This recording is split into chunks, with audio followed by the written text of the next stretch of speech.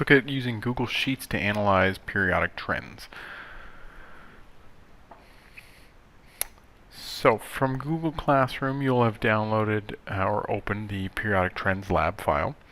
Alright, I'd like you to put both your and your partner's name in this blue box up here at the top. And I'm going to ask for one copy between the two of you.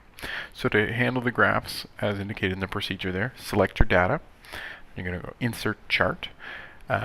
Sheets will present you a multitude of different options. You pick the type that you think works best. Alright, this data is actually what I would call discrete data because there's no element, let's say 1.7. So I'm going to pick a bar graph for this one. Right, you can click on the customization screen, and if you needed to add labels to any axes or a title or anything like that, or if you want to change the size of the axes, you would do it all from within here. Alright, this one looks like it's actually been properly formatted for me because Sheets already knew that the top boxes on the table were the headers, and it's pulled the information already from there. So I'm going to click Insert. Now once I do this, I'm going to move the graph to its own sheet by clicking that little drop-down menu on the graph there. This just allows me to see it a little bit better. I'm going to rename the sheet for easy navigation by clicking on the tab at the bottom. I'm going to call it Ionization Energy. Alright, this way later on, if I go looking for it, it's easy for me to switch back and forth. Right now, if I want to select another trend, to select non-adjacent columns, hold down the Control key while you select the two columns and see it'll skip that column C in the middle. Every now and then, Sheets sometimes just doesn't like your data.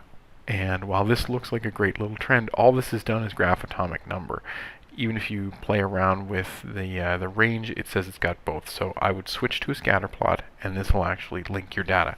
You're not necessarily going to be able to connect the dots in this point, but it still allows you to easily identify which atom is which or which element's which. You're going to have to rename the graph, so give it a title, and then go through and label both of the axes. So my horizontal axis is atomic number. I'm going to switch the menu there, label the vertical axis. This is atomic radius. Remember, okay, I actually should have put my my units picometers on there as well. Okay, so I'm going to move this to its own sheet, and I'm going to rename this one again so that when I switch back and forth, also when you go to submit the file to me, that I can easily identify which graph is which.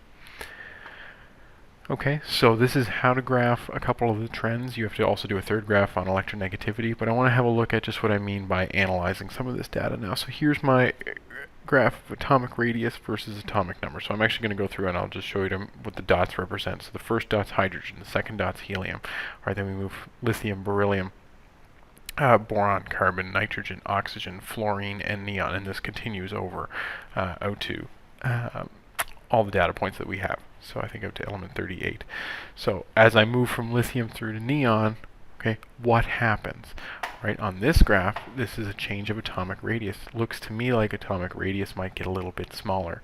Right, your analysis question here is saying describe a general tendency. I'm asking you, do the atoms get larger or smaller? Okay, please answer all of the analysis questions right in that Google Sheet and turn it in when you have finished.